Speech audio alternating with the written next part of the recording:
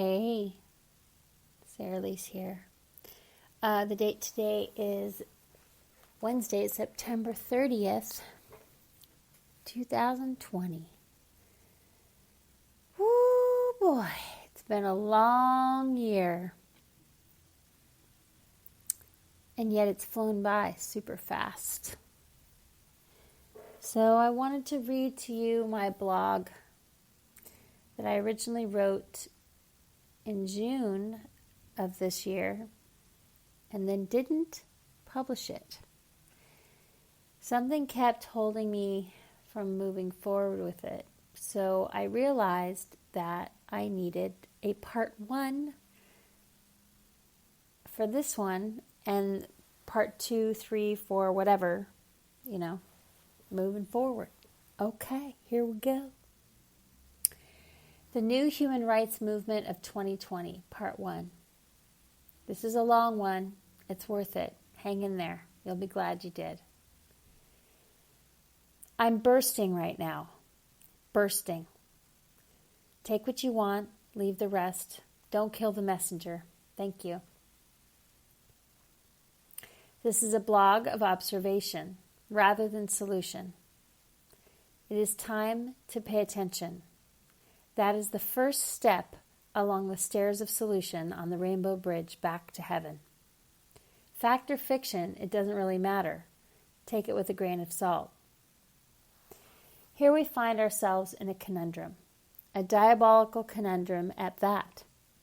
We find ourselves being divided over and over by different narratives, causing massive levels of confusion and keeping the population ungrounded and out of their centers, out of their bodies, so that they can't think straight and are in their emotional pain bodies reacting to the pain they are witnessing on the collective level. It is in your face. There's nowhere you can go to avoid this pain. It is spilling out everywhere. In conversations, in witnessing people's experience on social media, on the fake news, and the real news. Which is which? WITCH. We are the news now. It's true, we definitely are. The population have taken to their phones and have been filming this event from all angles. I say, thank goodness to that. Imagine if this narrative were to continue to remain hidden, as it has been historically up until this point. People who lived through the 10 plus years of the civil rights movement or any modicum of war remember, period. They remember that their lives were turned upside down fighting for common civil rights that should be a natural birthright. They suffered long and hard. Veterans, almost all of them, have been thrown away, disregarded, and left to fend for themselves. After serving their country and fighting for what they believed was freedom. They were relieved when it was all over. But was it? The answer is no. It just went underground. To understand the depths at which this is operating, we must think about several aspects of this, not just one. We must think about the fact that we, as a collective, humanity itself, have been lured to sleep with shiny things and modern conveniences, entertainment to quell our stress, and delusions of fame and grandeur. Only to witness those that are in this position are being contracted with their souls to pure evil, and are victims of this rapacious darkness that has permeated our existence. How did we get here? To answer that, we must go back, not through written history, but to historical record, sometimes physically recorded, sometimes not. The records of which were destroyed or purposely hidden throughout time to control, you guessed it, the narrative. Think about it. When have you ever really thought about the voices feeding you the information? When have you openly questioned what you were reading in history books? or what you were seeing on television as truth or fiction? When have you taken the time to really pay attention to what was being said? And how many times on repeat the same thing was being plugged into your brain? Have you ever researched where the money goes? Who is funding these large events? Who is receiving these large sums of donations given by the population they are controlling the minds of? It's quite telling, I will say that. You will find only a few names and a few groups involved at the end of the day, all of which have huge billionaire philanthropies and philanthropists, and their organizations named as the players or the benefactors. By universal law, to play the game in this matrix, you are required to inform. This concludes as informed consent, when in fact consent may or may not have been given voluntarily, but just by the mere fact that they have informed, they are able to enact heinous crimes against humanity unchecked. Well, not anymore. I was reminded the other day of the Kill Your TV campaign in the late 80s and the stickers you would see on the back of a VW Bug bumper as you drove down the street. There were so many of them, everywhere. It was a thing until it wasn't.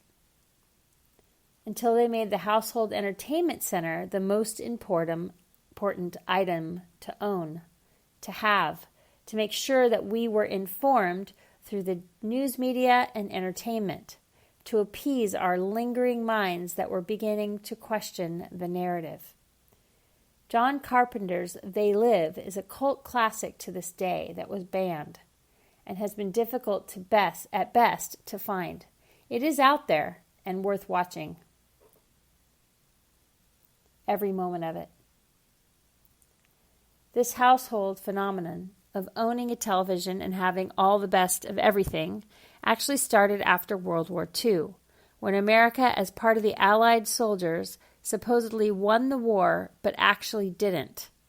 And a secret project called Project Paperclip brought the Nazi scientists into our country and absorbed them into the workforce. Consumerism and modern society became the activity of the population. Society was being sold the idea that if you had all these things, these material possessions, you somehow had status, upper middle class being the ultimate goal for the modern day average person just scraping by with their desk job. The keep up with the Joneses race then began. Everyone tried to outbid each other, from cars to televisions to new inventions. The world was a magical place. And indeed it was, but not for the reasons that we thought. It was magical in that behind the scenes, mind control was being tested, administered, and implemented into the narrative on the unknowing population. New frontiers into space were the focus. Racism had already become systemic within the population and through the class system. They began redlining neighborhoods for opportunities and investments. No one blinked an eye. It was just the way it was.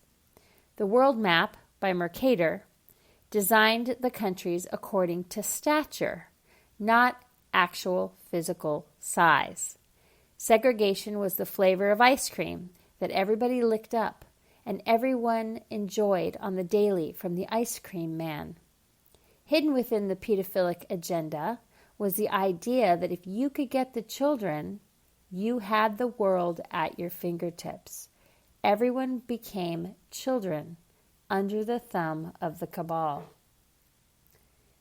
Every layer of these narratives were imperative to produce 100% mind-controlled slave. No one even thought that what they were doing was wrong. They just accepted it for the way the world was.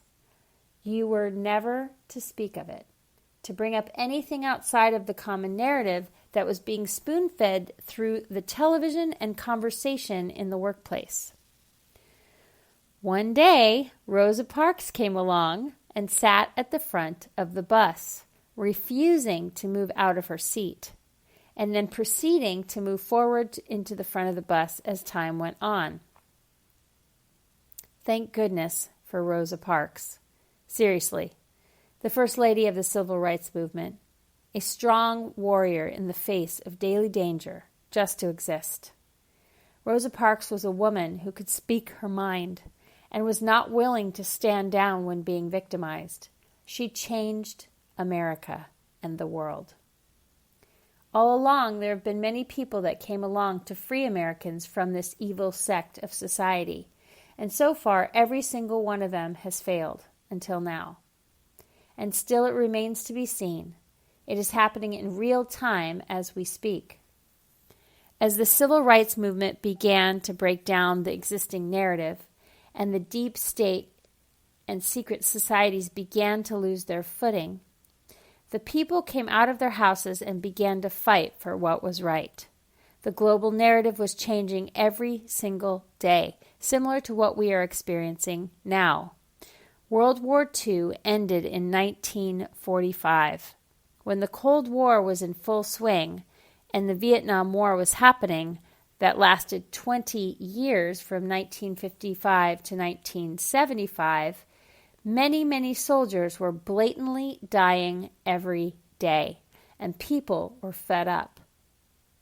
Simply, there was no putting the genie back in the bottle. Pandora's box had been opened. How could the perfects of Saturn close back up that box? The lid had been ripped off. There was no turning back. They had to find a way to implement complete control over the population, to have full dominance, so they could harvest the vital life force energy of each organic living being and human on the face of the earth.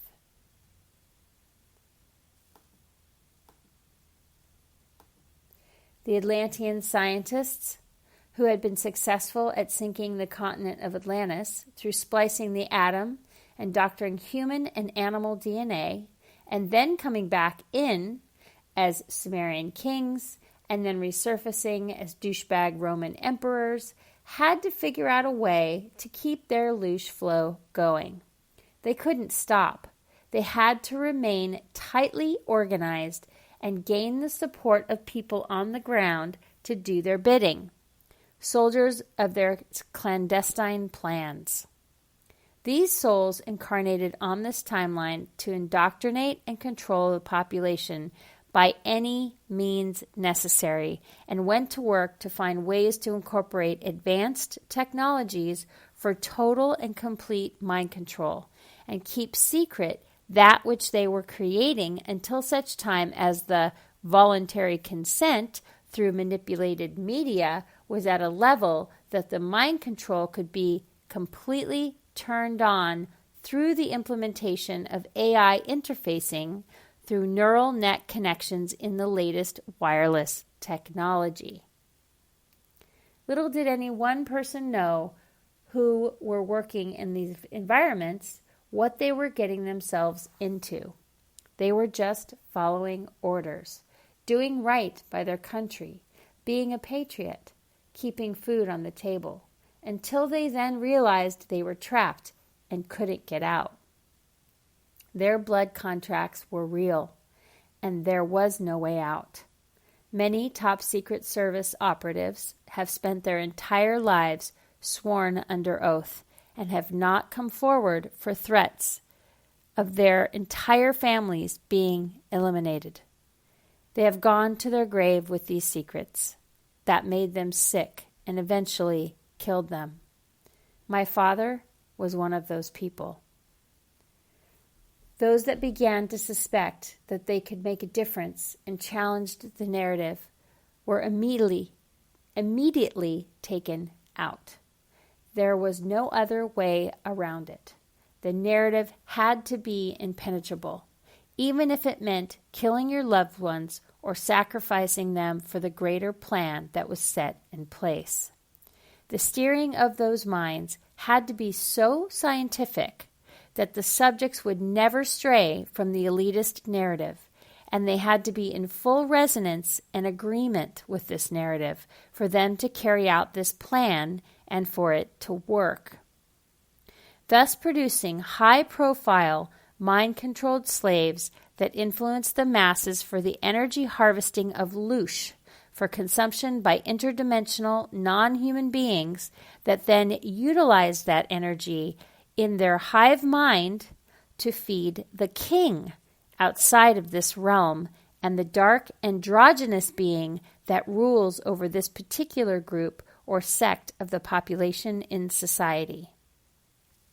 We can see the evidence of these particular slaves in the actions of high-profile people such as Bill to the Gates, Mark to the Zuck, Winfrey to the O, Streep to the Merrill, Jimmy to the Buffett, and many, many others. Stylish Hanks kerchiefs were actually produced and put out on the market last year in 2019 in preparation for the spread of a quote-unquote novel fictional virus that was to sweep the world. Quote, end quote. What I speak of here is real, 100%. It sounds like fiction, but it is not. None of it. It is all real. Stranger than fiction, and a risk even now, in this moment of history, to speak or write of such things. The difference is, I have no fear when it comes to this. I have lived it. This was my story. I was raised in a family bloodline with 7 royal lineages that groomed me for this. These elitists and secret government groups read me German nursery rhymes and tortured me, grooming me to be an elitist and a world leader, doing their bidding. That's not my soul's plan. Their plan failed with me. It stopped dead in its tracks. Warring factions for my allegiance for the first 40 plus years of my life was my reality. I lived it every single day. I was smart enough to have paid attention early on, and I was able to circumnavigate the boldest attempts at my life, direct hits almost daily, and to use these experiences in my advantage. Similar to a martial artist who knows what they are capable of, but doesn't utilize their lethal skills unless absolutely necessary. Just to say, the diamond is no longer rough. Fortunately for me, I have not had to put those skills into action in any way that would do lasting harm. I am definitely lucky in that regard. Many others I have known have lost their lives.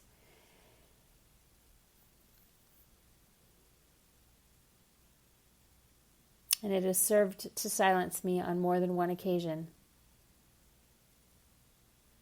Even now, as I write this, a pang of anxiety runs through my veins. Do I publish this? Do I tell the truth? Maybe one day. For now, today, this level of reveal is plenty. I just have to keep breathing. Back to the story. Minds are being controlled through the narrative that we see every day. Disinformation agents can be found in every single community. They have been purposely placed and infiltrated throughout the population to cause confusion and chaos. We see this with terrorist groups posing as rioters and looters. They get paid to trash certain businesses, leaving others untouched.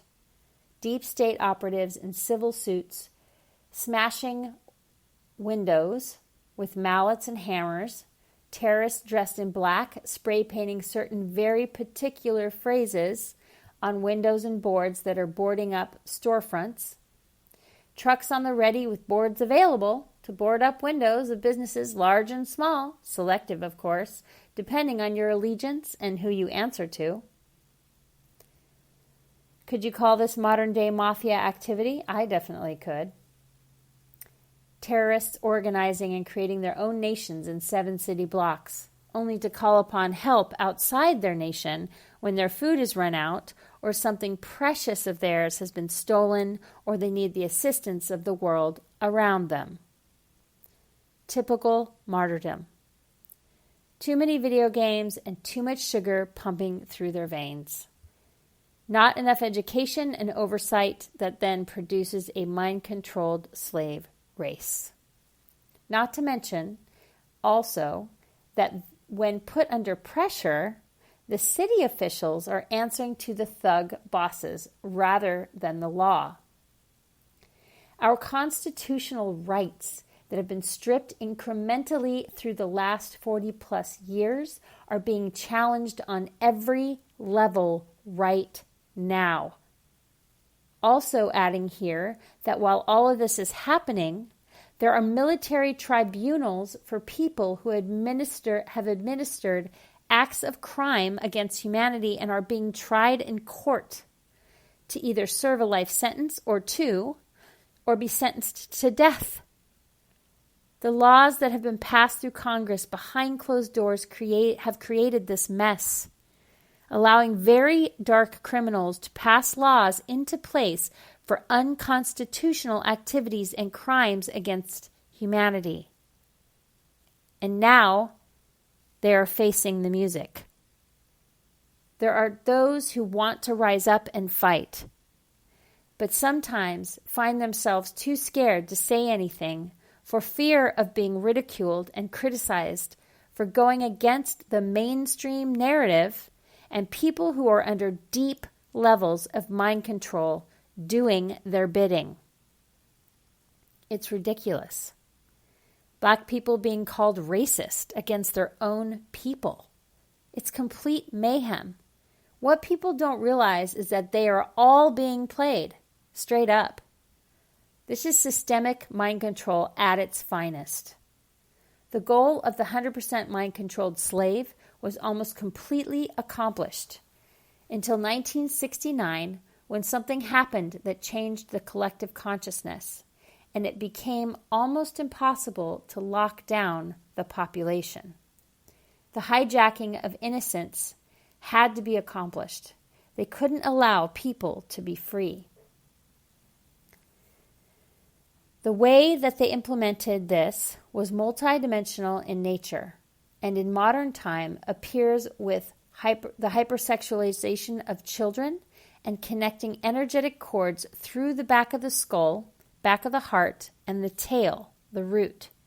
This serves to hook in a matrix body, which can be controlled through the pineal gland, the main service center of the brain and body, the back of the heart, the hidden gate to the soul, and the tail, the root of the spine, which brings in base level frequencies to allow sexual trauma to be administered continuously and produce dissociation, which then creates multiple personalities in the victim. Most people walking around today have a mild level of this manipulation, even if they have no cognitive memory of any manipulation of this whatsoever. 80% of the population of the United States alone has a systemic problem with satanic ritual abuse in the home and directly in the close circuit of community, including teachers, public officials, and parents. Ritual abuse does not discriminate. People need to understand this simple point. The main concepts to observe and pay attention to are this. 1. Loosh and energy harvesting, the byproduct of a high level of trauma being administered to someone, and the energy or hormones that are produced from that event create a substance or containment of energy that can be consumed. Substances that contain loosh and have a narcotic effect such as adrenochrome are utilized and sought after by the elite in Hollywood and political circles, as well as satanic sects and secret societies. The drug of immortality.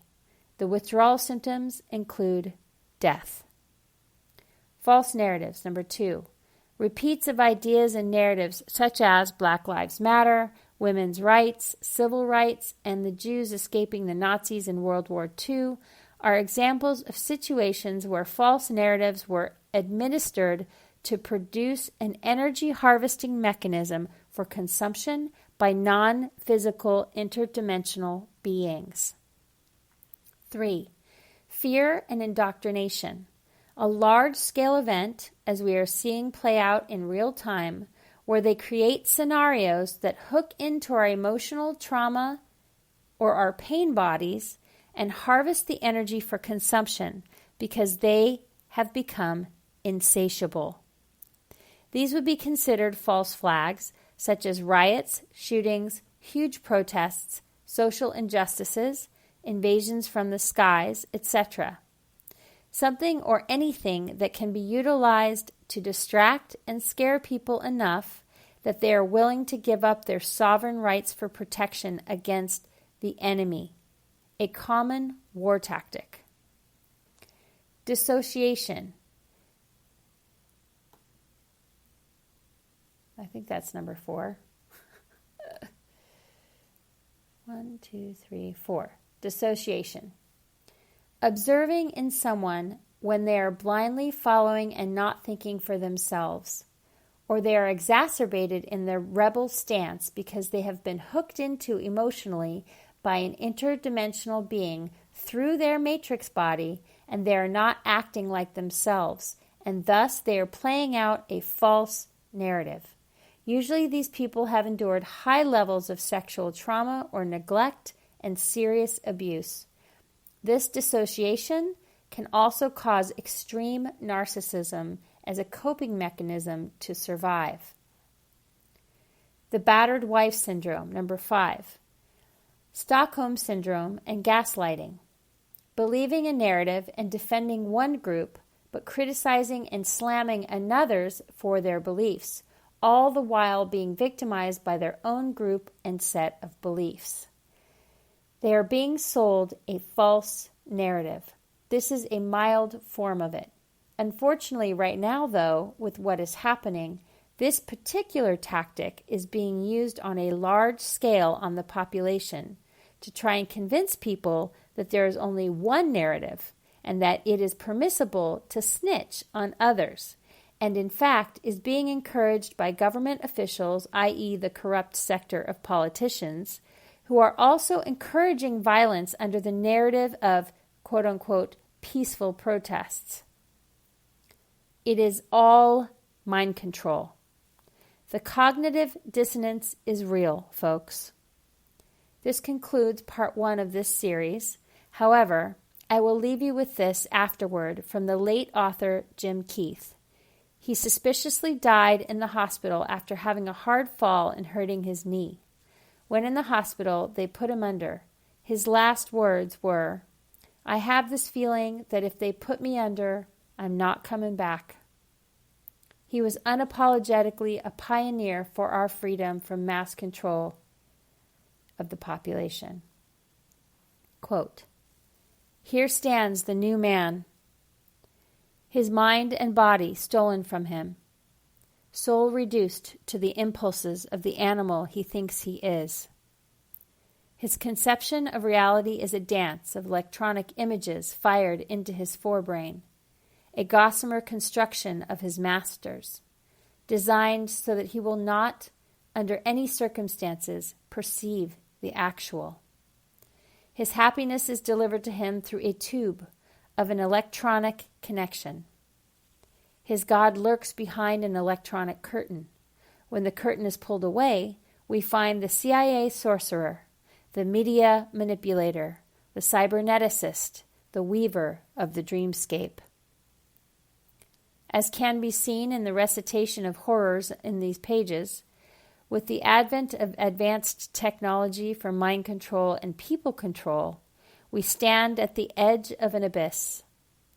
We are at that moment in history where the controllers can do away with what little freedom the human race still possesses and chain every aspect of the life of mankind to their own parasitic purposes.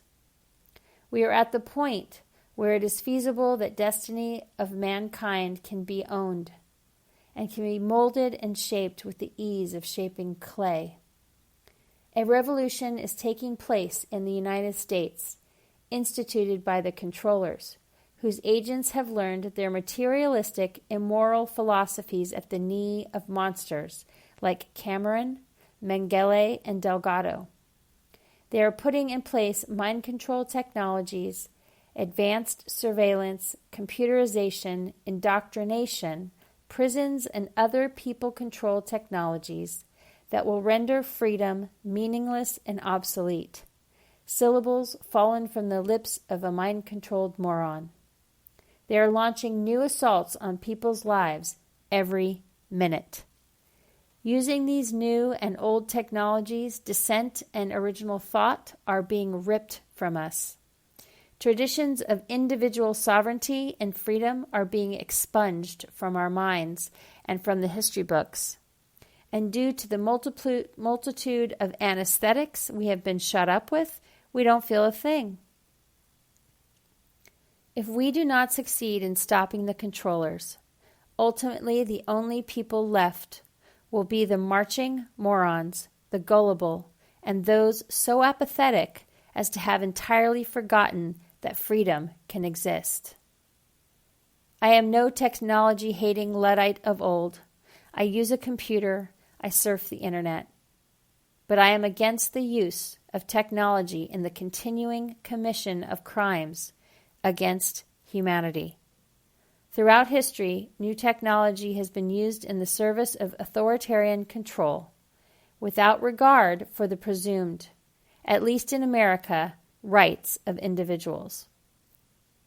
Unless our children are going to be the subjects of a world that makes 1984 look benign, then it is time for us to resist the mutilations that the mind masters are foisting upon us.